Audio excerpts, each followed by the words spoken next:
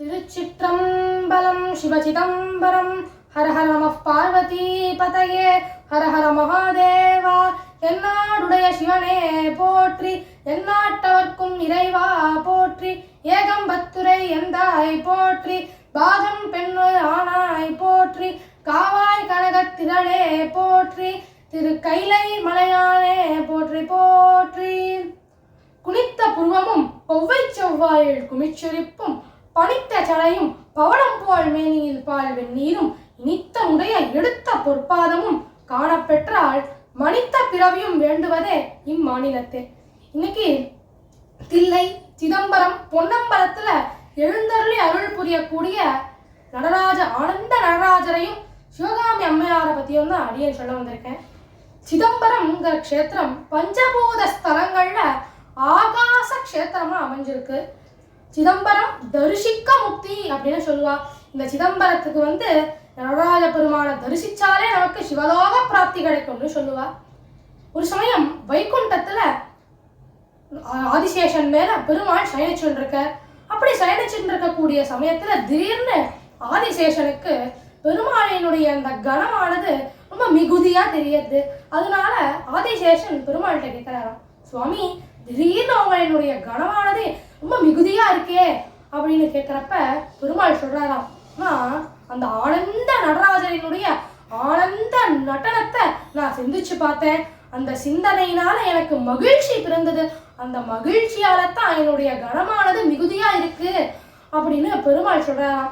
இதை கேட்ட ஆதிசேஷன் அப்பேற்பட்ட அந்த ஆனந்த நடனத்தை தானும் பார்க்கணும், தானும் அனுபவிச்சு பார்க்கணும்னு ஆசைப்பட்டு பூலோகத்துல தில்லை மரங்கள் சூழ்ந்த தில்லைங்கிற க்ஷேத்திரத்துல பதஞ்சலி முனிவரா சிவபெருமான நோக்கி கடுமையா தவம் பண்ணி ஆனந்த நடனத்தை பார்க்கணும்னு ஆசைப்படுறார். இப்படி பதஞ்சலியா இவர் தவம் பண்ணிட்டு இருக்கார். இன்னொரு பக்கம் வியாக்ரபாதர் புலிக்கால் முனிவர் அப்படிங்கிறவர் சின்ன வயசுல இருந்தே எல்லா ஸ்லோகங்கள் ஸ்தோத்திரங்கள் எல்லாத்தையும் கத்துண்டு பண்டிதரா திகழ்றார். இவருக்கு இந்த ஜென்மம் மரணம்னு இந்த சைக்கிள்ல இருந்து விடுபடணும்னா அதற்கு சிவ பக்தி சிவ தொண்டே சிறந்தது அப்படிங்கிறத புரிஞ்சுண்ட இவர் சிவபெருமானுக்கு புஷ்ப கைங்கரியம் பண்றார். இவர் தினமும் சிவபெருமானுக்கு புஷ்பங்கள் சாத்துறத தன்னுடைய வழக்கமா வச்சுட்டு இருந்தார். ஆனா இவரினுடைய ஆசை என்னன்னா, இவர் புஷ்பங்கள்லாம் பறிக்க போற சமயத்துல வண்டுகள்லாம் அந்த புஷ்பத்துல இருக்கக்கூடிய தேனை எடுத்துடுறது. அதனால அந்த புஷ்பம் அதனுடைய புனிதத்தன்மையை இழந்துடுறது. அதனால இவர் நினைச்சாராம், இந்த புஷ்பங்கள்லாம் அதனுடைய புனிதத்தன்மையை இழக்கிறதுக்கு முன்னாடியே நம்ம இந்த புஷ்பங்களை பறிச்சு சிவபெருமானுக்கு சமர்ப்பிக்கணும்னு ஆசைப்பட்டார். அதனால சிவபெருமானை நோக்கி கடுமையா தவம் பண்ணி புலிக்கால்களும் புலி கண்களும் இவர் வாங்கிக்கிறார். அந்த புலிக்கால்களோடையும் புலி கண்களோடையும் இவர் வண்டுகள்லாம் புஷ்பங்களில் இருக்கக்கூடிய தேனை எடுக்கிறதுக்கு முன்னாடியே புஷ்பத்தை பறிச்சு சிவபெருமானுக்கு சமர்ப்பிச்சார். அதனால தான் சம்ஸ்கிருதத்துல வியாக்ரம்னு சொன்னா புலி, பாதம்னா கால், அதனால இவருக்கு புலிக்கால் முனிவர் அப்படின்னு பேர். இவரும் சிவபெருமானுக்கு தில்லைங்கிற இந்த க்ஷேத்திரத்துல புஷ்ப கைங்கரியம் பண்ணி அவரினுடைய ஆனந்த நடனத்தை காணணுங்கிறதுக்காக இவர் ஆசைப்பட்டு இருக்கார். இப்படி இருந்துட்டு இருக்கக்கூடிய இந்த சமயத்துல தாருகாவனத்துல இருக்கக்கூடிய ரிஷிகள்லாம் தாங்கிற அகங்காரத்தோடையும் எனதுங்கிற மமகாரத்தோடையும் இவா இருக்கா. இவா ஒரு வேள்வி செய்யறா.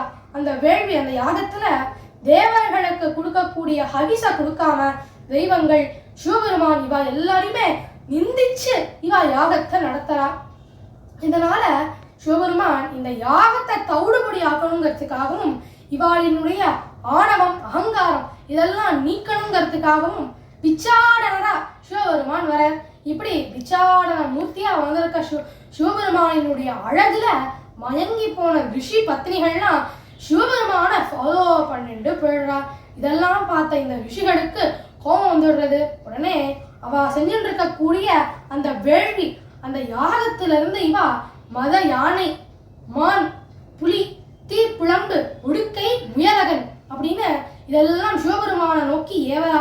அப்ப சிவபெருமான் அந்த யானைய சம்ஹாரம் பண்ணி கஜ சம்ஹார மூர்த்தியா மான், உடுக்கை, தீப்பிழம்பு இது எல்லாத்தையும் அணிஞ்சுக்கிற, புலிய சம்ஹாரம் பண்ணி புலி தோளையும் அணிஞ்சுக்கிற, தன்னுடைய வலது கால மேலகன் மேல ஊன்றி தன்னுடைய இடது கால தூக்கி ஆனந்த நடனம் ஆடி ரிஷிகளினுடைய அந்த ஆணவம் அகங்காரம் இது எல்லாத்தையும் போக்குறார். இப்பேற்பட்ட இந்த ஆனந்த நடன காட்சியைத்தான் சிவபெருமான் பதஞ்சலி முனிவருக்கும் வியாகிரபாதருக்கும் கொடுக்கிறார். இதைத்தான் நம்ம சில்லையில சிதம்பரத்துல ஆருத்ரா தரிசனமா கண்டுறோம்.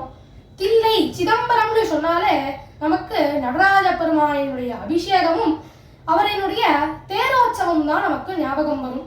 சிவபெருமானுக்கு தில்லையில வருஷத்துக்கு 6 முறை அபிஷேகம் பண்ணுவா. சித்திரை திருவோணம், ஆணி திருமஞ்சனம், புரட்டாசி சதுர்தசி, ஆவணி சதுர்தசி, மாசி சதுர்தசி, கடைசி ஆருத்ரா அபிஷேகம். இந்த 6 அபிஷேகத்தை விடவும் இந்த மார்கழி மாசம் திருவாதிரை அப்ப செய்யக்கூடிய இந்த ஆருத்ரா அபிஷேகத்துக்கு தனி சிறப்பு உண்டு. இந்த ஆருத்ரா அபிஷேகத்தப்ப சிவபெருமான் இந்த சித் சபையை விட்டு இவர் ஆயிரங்கால் மண்டபத்துல தான் அபிஷேகம் கண்டருள்வர். அப்பேற்பட்ட இந்த அபிஷேக பிரியனான இந்த சிவபெருமானுக்கு குடங்குடமா அபிஷேகம் பண்ணுவா. விடிய விடிய ஆருத்ரா அபிஷேகம் நடக்கும். அப்பேற்பட்ட அந்த ஆனந்த நடராஜர் இந்த ஆருத்ரா தரிசனத்தை யாரெல்லாம் எந்த பக்தர்கள்லாம் பார்க்க வராளோ அவ எல்லாருக்கும் ஆனந்தத்தை கொடுக்கிறார். இந்த ஆருத்ரா தரிசனத்தப்ப களிய நைவேத்தியம் பண்றத வழக்கமா வச்சுட்டு இருக்கா. அது ஏன் சுவாமி களிய நைவேத்தியம் பண்றா அப்படின்னு பார்த்தோம்னா இதற்கு பின்னாடி ஒரு சரித்திரம் இருக்கு. சேந்தனான்ங்கிற சிவபக்தர் சிவபெருமான் மேல ரொம்ப பக்தியோட தில்லைக்கு பக்கத்துல ஒரு க்ஷேத்திரத்துல விறகுகளை வெட்டி அதுல வரக்கூடிய சம்பாத்தியம் மூலமா அடியவர்களுக்கு உணவிட்டு அப்புறமா உணவை எடுத்துக்கிறத தன்னுடைய வழக்கமா வச்சுட்டு இருந்தார். இவரினுடைய இந்த மகிமைய இந்த உலகுக்கு நிரூபிக்கணும்னு ஆசைப்பட்ட சிவபெருமான் அதனால மழை பொழிய வைக்கிறார். மழை பொழியறதுனால சேந்தனாரால விறகு வெட்ட போக முடியல. எப்ப இவரால விறகு வெட்ட முடியலையோ இவருக்கு சம்பாத்தியமும் இல்லை. அதனால ஆத்துல இருக்கக்கூடிய கேழ்வரகுல இவர் களி செய்யறார். ஆனா மழை பொழியறது இல்லையா, அதனால எந்த அடியவரும் வீட்டிற்கு இவரினுடைய ஆத்துக்கு வரல. அதனால ரொம்ப கஷ்டப்படுறார். அப்ப சிவபெருமானே ஒரு அடியவர் ரூபத்துல இவரினுடைய ஆத்துக்கு வந்து களிய சாப்பிட்டு அடுத்த வேலைக்கும் களிய வாங்கிட்டு போயிடுறார் சிவபெருமான். மறுநாள் கார்த்தால தில்லைவாழ் அந்தணர்கள்லாம் தொடர்ந்து பார்த்தா அந்த தில்லை கூத்தனினுடைய அந்த சன்னதியில எங்கும் களியானது பரவி இருக்கு. அதனால தான் இந்த ஆருத்ரா அபிஷேகத்தப்ப எம்பெருமானுக்கு களிய நைவேத்தியம் பண்றதை வழக்கமா வச்சுட்டு இருக்கா. சிதம்பரம் தில்லைன்னு சொன்னாலே நமக்கு இந்த சிதம்பர ரகசியம் அதுதான் நமக்கு ஞாபகம் வரும். அது என்ன சிதம்பர ரகசியம், அது என்ன அப்பேற்பட்ட ரகசியம் அப்படின்னு பார்த்தோம்னா அந்த எம்பெருமானினுடைய சன்னதிக்கு பக்கத்துல சிதம்பர ரகசிய சன்னதி இருக்கும். அந்த சன்னதிக்கு நம்ம போய் பார்த்தோம்னா நமக்கு தெரியும் வெட்ட வெளியா இருக்கும். ஆகாசம் நமக்கு தெரியும். வெட்ட வெளியில ஒரு தங்க வில்வ மாலை இருக்கிறத நம்மளால பார்க்க முடியும். இது நமக்கு என்ன உணர்த்துறதுன்னா அதாவது இந்த ஆகாசத்துக்கு ஆரம்பம்ங்கிறது கிடையாது, முடிவுங்கிறது கிடையாது. அதே போலத்தான் இந்த எம்பெருமானுக்கும் ஆரம்பம்ங்கிறது ஆதியும் இல்லை, அந்தமும் இல்லை, ஆரம்பமும் இல்லை, முடிவும் இல்லைங்கிறத இதை நமக்கு உணர்த்துறது. அதனால தான் இந்த சிதம்பர க்ஷேத்திரமே ஆகாச க்ஷேத்திரமா அமையிறது. ஆதி அந்தமில்லா ஹரணே அன்பருள்ள வாழும் பரனே பாதிமதிமணியனே பரமேசா நீலகண்டனே தீன கருணாகரணே நடராஜா நீலகண்டனே தீன கருணாகரணே நடராஜா நீலகண்டனே. இப்பேற்பட்ட இந்த சிதம்பர க்ஷேத்திரத்தை பத்தி நிறைய சொல்லிட்டே போகலாம். நிறைய கருத்து இருக்கு. இத நம்ம அடுத்த எபிசோட்லயும் இந்த தில்லை க்ஷேத்திரத்தை பத்தி பார்ப்போம். திருச்சிற்றம்பலம்.